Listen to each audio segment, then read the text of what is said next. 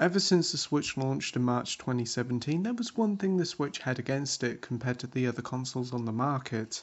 It wasn't as powerful as its competitors, which meant at the time games that you could play on the PS4 or Xbox One seemed very unlikely to appear on Nintendo's then new system.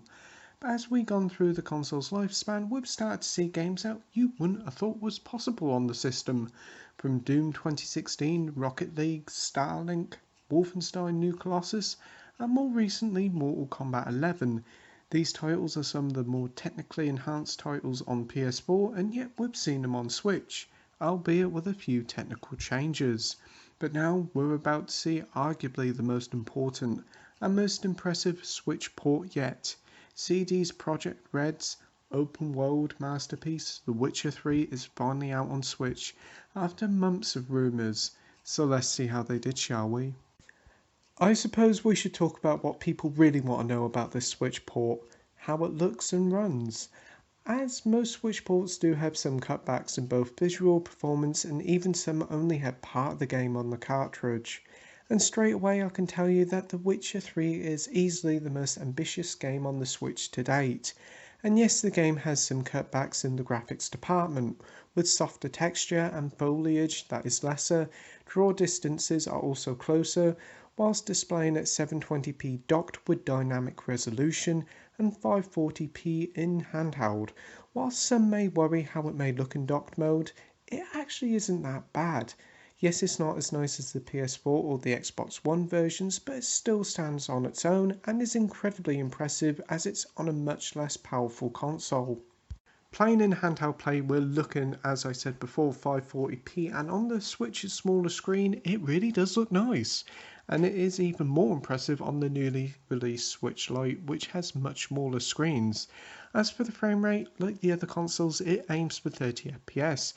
And I did kind of worry that it would struggle, but surprisingly it does stick at 30 FPS for most of the time in both docked and portable play.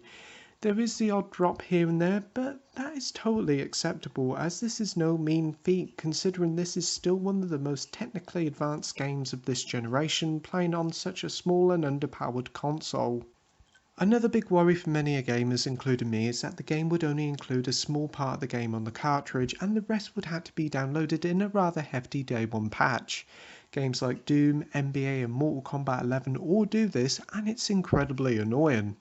But good old CD Projekt Red has included the whole game, its two huge DLC packs, Heart of Stone and Blood and Wine, as well as all the free DLC, all included on the cartridge, no additional download needed, which is an astounding feat, and it does go to show that these companies who force additional downloads for the rest of the games are just giving us excuses and should really just stop now. Thank you again for CD Projekt Red and Saber Interactive who developed this port to show the big companies how you should do a Switch port. Anyway, with the Switch performance out of the way, it's time to talk about the game, and boy, we've got a lot to talk about. The game's story follows the legendary Witcher Geralt of Rivia, an extraordinary hunter and tracker for hire. We join Geralt as he's hot on the trail of trying to find his adopted daughter Ciri, a young woman with some very special powers. Geralt hunts around desperately for the young woman with ashen hair, as there's also a much darker force at play with the terrifying Wild Hunt also on her trail as well. This is the main story of the game and this is just a basic outline of the story, but I rest assured to you that the story is something truly special indeed, and I don't want to spoil a lot of it for you.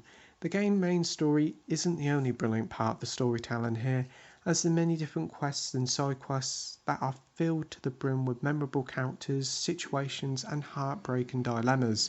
A brilliant example of this is the Bloody Baron storyline that mustn't be missed. Every single character in this game is made with love and care and they all feel like they're made for a reason and are integral to their own storyline or the mainline story. And a lot of these characters are so well written. This game is truly a work of art when it comes to the writing. And this goes to show in the game's many conversations, and trust me, there's many different ones, as every single conversation, no matter how small, matters, and it goes part and part with the game's morality system, which is easily one of the best in the business. When talking to people or just wandering around, you'll be faced with different ways of tackling the situation. Do you go with the softly approach, or do you take no crap? In many of the game's side and main quests, you may think you know how the situation is going to pan out, but then it shows you that not all the situations will be black and white, and many times you'll question your judgment and think whether you did the right thing or not.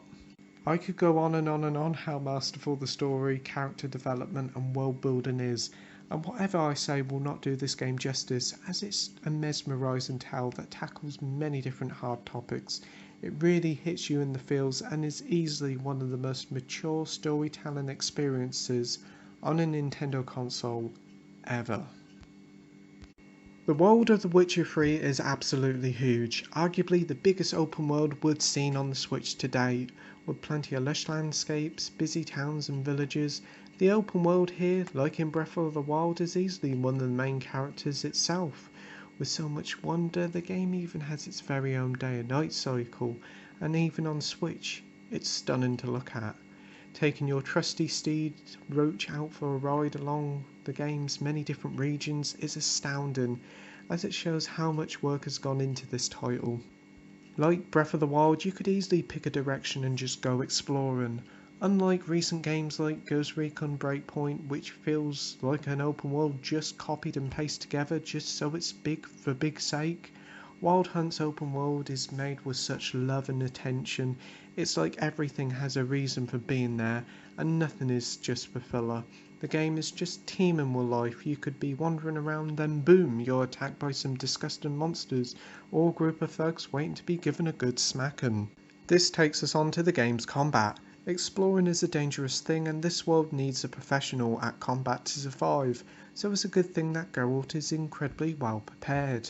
Our Witcher has 2 swords at his disposal and only uses one at a time.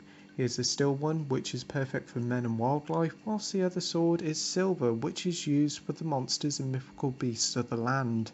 You attack with your sword, whilst you can also parry and dodge out the way. The sword play is rather fast paced, so it'll keep you on your toes. It isn't just swords that Geralt has at his disposal. As a Witcher, Geralt can also use signs, which are special magic-like spells that can help you out in combat. You can burst out a quick dose of fire, protect yourself with a shield, to even a cool move that can confuse your enemies. When you first start off the game, you gain access to all these signs and you can use them as freely as you want as long as you've got enough stamina in your bar. You may think from my description that the combat feels a little bit like the Souls series, and whilst there is hints of it here, I'd say the game here is far more forgiving on the default difficulty, but obviously if you play on a harder difficulty like the Deathmatch mode, you'll be treated to an incredibly hard challenge. Long as you prepare yourself for each counter and use the right equipment for each enemy type, you'll know if you're powerful enough for each encounter, as you'll need to look at the enemy's level. You can handle enemies a couple of levels above you, but if an enemy has a red skull above them, you're best off leveling up first. If you know that and keep leveled up, you should be fine out on the field. On to the progression now, and you earn XP from defeating enemies, but the majority of your XP will come from completing quests. Every time you level up, you can gain a skill point, and you can use this towards improving Geralt's abilities. As you go through the main game, you can upgrade Geralt to suit your playstyle, and every time you upgrade, it really does feel like you're making him stronger. When you're not on your mainline quest to find Ciri, there is plenty of things to keep you occupied if you want to do something a little bit different. From the huge selection of side quests that I said before are so incredibly well written and thought out, they're way more interesting than many other mainline quest stories in other games. But it isn't just side quests to do, as there's plenty of secrets to find out in the huge open world. There's also fun activities like horse racing and boxing, but easily the biggest and best activity in the game is Gwent. Gwent is easily a game in its own right. This fun and enjoyable collectible card game sees you competing against other players trying to earn new, more powerful cards to add to your deck. When you first play the game, you may find it a bit difficult to get used to, but it's easy enough once you start getting into the swing of things. Hopefully we might even see the Gwent spin-off game coming to the Switch in the future. That would be fun. Now, as this is titled the Complete Edition, it shouldn't be a surprise that this version includes everything that has ever released for the game. You gain access to 16 free DLC packs. These range from new equipment for Geralt to alternative looks for some of the characters, to new quests that reward you with rare items and a new Game Plus mode. We also have the double whammy DLC packs of Heart of Stone and Blood and Wine. Hearts of Stone is a 10-hour long story campaign that expands a part of the map for an existing area, and this time it follows Geralt on a collection of quests that are all tied up to a bigger tale of an apparently immortal character. Hearts of Stone is more focused, and you could say it's a bit more linear, taking place in the same area, which means no jumping from one side of the map to the other. There are a collection of new side quests, armors, and Gwent cards to get. For a DLC campaign, this is incredibly generous with its amount of content. And the DLC doesn't stop there, as there's also Blood and Wine, which is an even more impressive DLC pack than Hearts of Stone, as Blood and Wine has a whole new map to explore which is full of secrets, quests, and some gorgeous landscapes. Its tale is incredibly interesting as it sees Geralt off to a new area called Toussaint to solve some rather grisly murders. Lengthwise of Blood and Wine is also quite high, as it will take you around the 15 hours to complete the main story, but easily double that if you want to see everything. Both these DLC packs are truly industry standard on what DLC should be, and are more feature packed than many full price games. So on to the length of the whole package now. We're looking around a good 50 to 60 hour mainline adventure that could last upwards of 100 plus hours to see everything in the main game, plus 2 DLC packs which are around the 15-hour mark each, plus more if you want to see everything. So you're talking around a good 150 to 200 hour experience, which is certainly a hefty task for many folks to take on. But if you do decide to spend over 100 hours in the world of The Witcher 3, you'll certainly be spending your time well. Finally, we've had to have a little word to say about the amazing sound work here, from the superb voice acting work from the main characters to the side characters who all give it their all. The soundtrack is beautifully composed, made with so many fantastic tunes that really do add to the atmosphere of the world. Conclusion time now, and The Witcher 3 was a once in a generation game when it launched all the way back in 2015, and even after all these years later, it's still an astounding piece of media that everyone should play.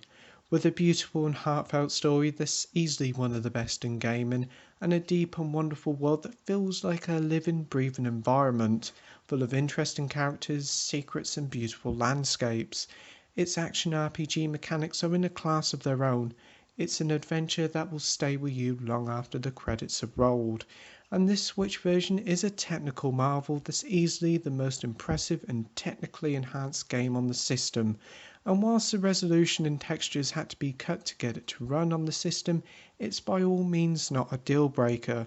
This is a superb Switch port that includes every single bit of content, from quests to DLC on the cartridge, with no download required, as well as a nice physical edition full of goodies. Even if you've already played it before, this Switch version is well worth double dipping, and if it is your first trip into the world of The Witcher 3, well, I'm envious of you, as you're in for an absolute treat. So it's no surprise then that The Witcher 3 Wild Hunt on the Switch gets a 10 out of 10 with the title of Outstanding. Thank you for watching my review. Like, rate and subscribe, and until next time, happy gaming. Bye.